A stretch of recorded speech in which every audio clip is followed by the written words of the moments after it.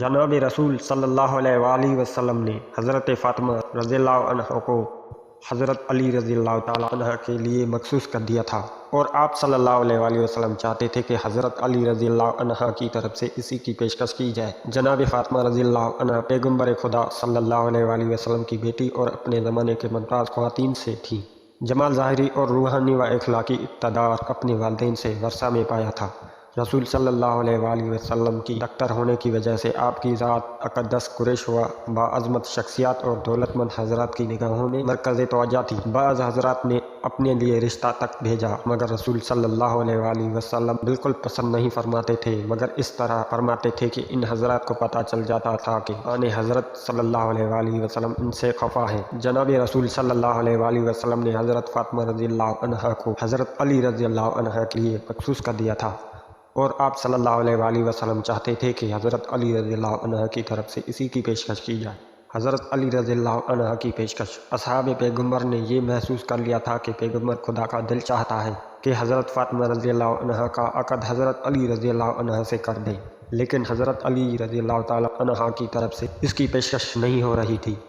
ایک دن جناب عمر رضی اللہ عنہ، ابو بکر رضی اللہ عنہ، سعد بن معاذ وغیرہ ایک گروہ کے ساتھ مسجد میں بیٹھے ہوئے تھے۔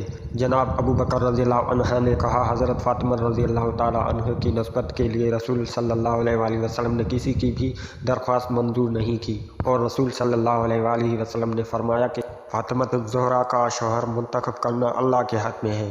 ابھی تک حضرت علی رضی اللہ عنہ کی طرف سے جناب پیغمبر کی خدمت میں حضرت فاطمہ رضی اللہ عنہ کا رشتہ نہیں مانگا۔ شاید میں سمجھتا ہوں کہ حضرت علی رضی اللہ عنہ کی طرف سے اس اقدام کا نہ کرنے کی وجہ سے ان کا تہی دست ہونا ہے۔ میں یہ سمجھ سکتا ہوں کہ اللہ اور پیغمبر نے حضرت فاطمہ رضی اللہ عنہ کو حضرت علی رضی اللہ عنہ کے لیے معین کر رکھا ہے۔ جناب ابو بکر رضی اللہ عنہ نے جناب عمر رضی اللہ عنہ کو سعد رضی اللہ عنہ سے کہا، اگر تم لوگ چاہتے ہو تو ہم مل کر علی رضی اللہ عنہ کے پاس چلیں اور ان کے سامنے اس موضوع کو پیش کریں، اور اگر وہ شادی کرنے کی طرف مائل ہوں اور تہیہ دست کی بنیاد پر وہ شادی نہ کر رہے ہوں تو ہم ان کی مدد کریں۔ آپ تینوں حضرت علی رضی اللہ عنہ کے گھر آئے، مگر انہوں نے آپ کو وہاں نہیں پایا۔ معلوم ہوا کہ آپ ایک انصاری کے باغ میں اونٹ کے ذریعے ڈول کھینچ رہے ہیں، ڈول کھینچ کر خرمے کے درختوں کو پانی دے رہے ہیں۔ تینوں اصحاب حضرت علی رضی اللہ عنہ کے پاس آئے، اور آپ رضی اللہ عنہ نے فرمایا کہ کہاں سے آ رہے ہیں اور میرے پاس کس غرض سے آئے ہو؟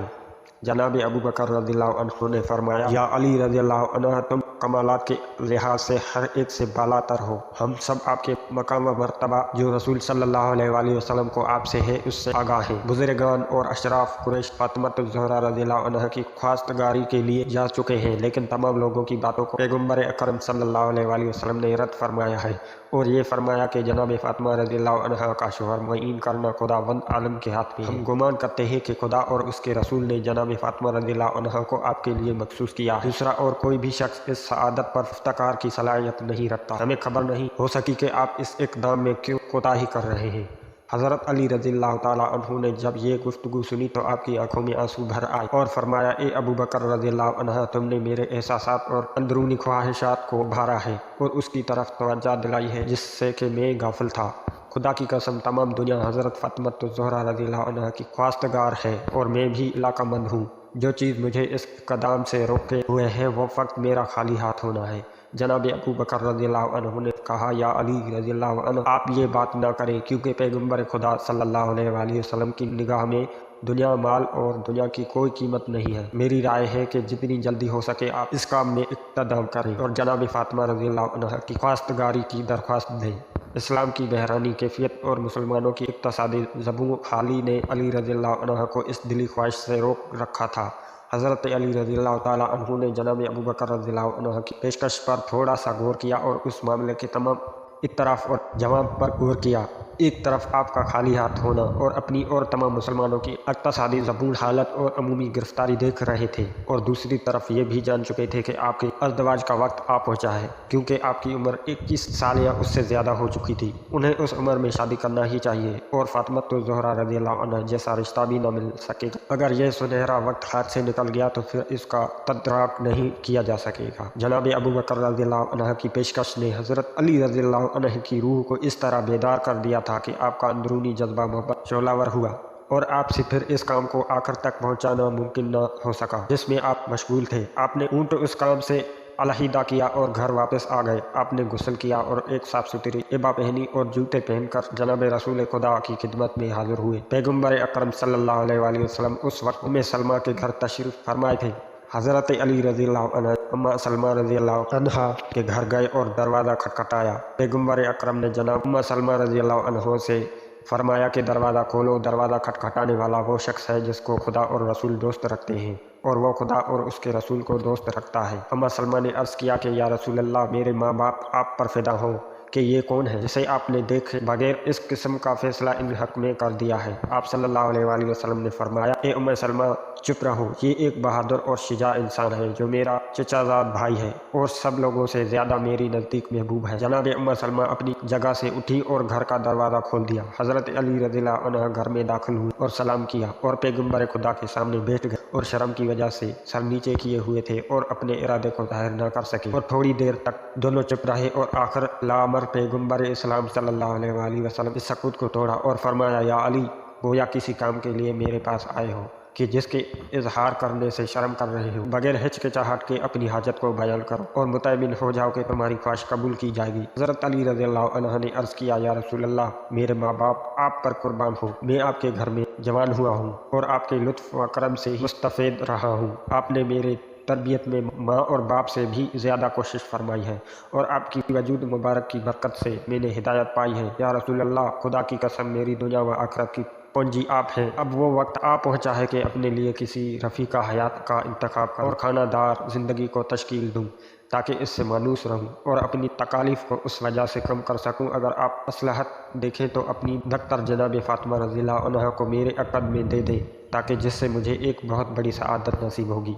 पैगम्बर इस्लाम सल्लल्लाहु अलैहि वसल्लम इस किस्म की पेशकश के मुंतज़र थे। आपका चेहरा अनवर खुशी और सरवर से जगमगा उठा और फरमाया कि सब्र करो, मैं फ़ातिमा रज़ियल्लाहु अन्हा से इसकी इजाज़त ले लूँ। पैगम्बर अकरम जनाब फ़ातिमा रज़ियल्लाहु अन्हा के पास तशरीफ़ ले गए और फरमाया, तुम अली रज़ियल्लाहु अन्हा को बेहतर जानती हो, वो ख्वास्तगारी के लिए आए हैं। तुम इजाज़त देती हो कि मैं तुम्हारा उनसे अक़द कर दूँ। जनाब फ़ातिमा रज़ियल्लाहु अन्हा शर्म की वजह से साकत रही और कुछ न बोली। पैगम्बर खुदा सल्लल्लाहु अलैहि वसल्लम ने आन जनाब के सकूत को रज़ामंदी की इलामत करार दिया। पैगम्बर सल्लल्लाहु अलैहि वसल्लम ने फरमाया, ए अली रज़ियल्लाहु अन्हा, तुम जल्दी से मस्जिद में जाओ, मैं भी तुम्हारे पीछे आ रहा हूँ ताकि लोगों के सामने अक़द की तकरीर और खुतबा अक़द बजा लाओ।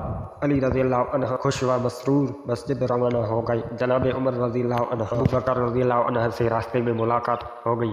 तमाम वाक़यात से इनको आगाह किया और कहा कि रसूल सल्लल्लाहु अलैहि वसल्लम ने अपनी दफ्तर मुझसे तजवीज़ कर दी है और अभी मेरे पीछे आ रहे हैं ताकि लोगों के सामने अक़द के मरासम अंजाम दें। पैगम्बर खुदा सल्लल्लाहु अलैहि वसल्लम, जबकि आपका चेहरा खुशी व शादमानी से चमक रहा था, मस्जिद में तशरीफ़ लाए और खुदा के हम्द व सना के बाद फरमाया, ए लोगों, आगाह रहो कि जिब्राइल रज़ियल्लाहु अन्हु मुझ पर नाजिल हुए हैं और खुदावंद करीम की तरफ से पैगाम लाए हैं कि हज़रत अली रज़ियल्लाहु अन्हु और जनाब फ़ातिमा रज़ियल्लाहु अन्हा के अज़वाज के मरासिम आलम वाला में फ़रिश्तों के हुजूर मुनक़द किए जा चुके हैं और हुक्म दिया कि ज़मीन पर भी ये मरासम अंजाम दिए जाएँ। मैं तुमको गवाह करार देता हूँ। आप इसके बाद बैठ गए और हज़रत अली रज़ियल्लाहु अन्हु से फरमाया कि उठो और खुतबा पढ़ो। हज़रत अली रज़ियल्लाहु ताला अन्हु खड़े हुए और फरमाया कि मैं खुदावंद आलम इसकी नेमतों का शुक्र अदा करता हूँ और ऐसी गवाही देता हूँ जो इस ज़ात को पसंद हो कि इसके अलावा कोई खुदा नहीं, और ऐसा दुरूद हो जनाब मोहम्मद सल्लल्लाहु अलैहि वसल्लम पर जो आपकी मकाम व दर्जा बाला तर कर दे। लोगों, मेरे और फ़ातिमा रज़ियल्लाहु अन्हा के अज़दवाज को अल्लाह ताला ने पसंद फरमाया है और उसका दिया है। मेरे और फ़ातिमा रज़ियल्लाहु अन्हा के अज़दवाज से अल्लाह राज़ी है और उसका हुक्म है। लोगों, रसूल सल्लल्लाहु अलैहि वसल्लम ने फ़ातिमा रज़ियल्लाहु अन्हा का अक़द मुझसे कर दिया है और मेरी ज़ारा को बतौर मोहर कबूल फरमाया है। आप इनसे पूछ लें और गवाह हो जाएं। मुसलमानों ने पैगम्बर अकरम की खिदमत में अर्ज़ किया, या रसूल अल्लाह, आपने फ़ातिमा रज़ियल्लाहु अन्हा का अक़द अली रज़ियल्लाहु अन्हा से कर दिया है। रसूल सल्लल्लाहु अलैहि वसल्लम ने जवाब में फरमाया, हाँ। तमाम हाज़रीन ने दुआ के लिए हाथ उठाए और कहा कि खुदा इस अज़दवाज को तुम्हारे लिए मुबारक करार दे और तुम दोनों के दरमियान मोहब्बत और उल्फत पैदा कर दे। हज़रत ज़ोहरा रज़ियल्लाहु अन्हा का मोहर एक दरहा की जिसकी कीमत 400 या 480 या 500 दरहम थी। हज़रत ज़ोहरा रज़ियल्लाहु अन्हा का जहेज़।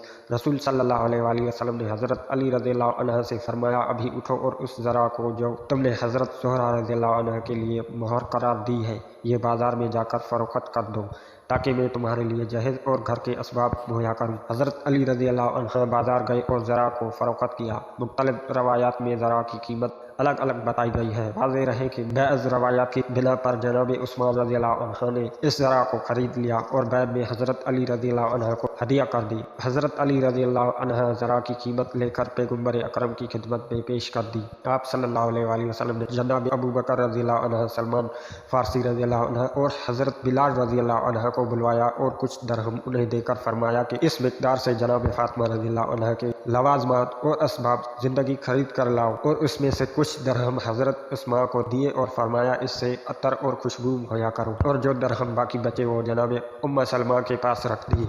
जनाब अबू बकर रज़ियल्लाहु अन्हु ने कहा, जब मैंने दरहम को गिना तो वो 63 दरहम थे, और इससे मैंने ये असबाब और लवाज़मात खरीदे, एक मसीद कमीज़, एक बड़ी चादर सर ढांपने के लिए यानी बरका, एक स्याह खबरी हला, एक चारपाई जो खजूर के लेफ से बनी हुई, 2 अदद तोशक, एक में गोसफंद की पशम भरी गई और दूसरी में खजूर के पत्ते, 4 अदद तकिए जो गोसफंद के चमड़े से बनाए गए थे जिनको अज़खर नामी खुशबूदार घास से भरा गया था, 1 अदद चटाई हिजरी नामी, 1 अदद दस्ती चक्की, 1 तांबा का पियाला पानी भरने के लिए, 1 अदद चमड़े की मश्क कपड़े धोने के लिए, 1 अदद थाल दूध के लिए, 1 अदद प्याला पानी पीने के लिए, 1 अदद बर्तन, 1 पश्मी पर्दा, 1 अदद लोटा, 1 अदद मिट्टी का बर्तन जिसे सराही सबू कहा जाता है। जब जनाब ज़ोहरा रज़ियल्लाहु अन्हा का जहेज़ जनाब रसूल खुदा सल्लल्लाहु अलैहि वसल्लम के सामने ले आए तो आपकी आंखों से आंसू जारी हो गए और सर को आसमान की तरफ बुलंद करके फरमाया, खुदा इस शादी को मुबारक करे जिसके अक्सर बर्तन मिट्टी के हैं।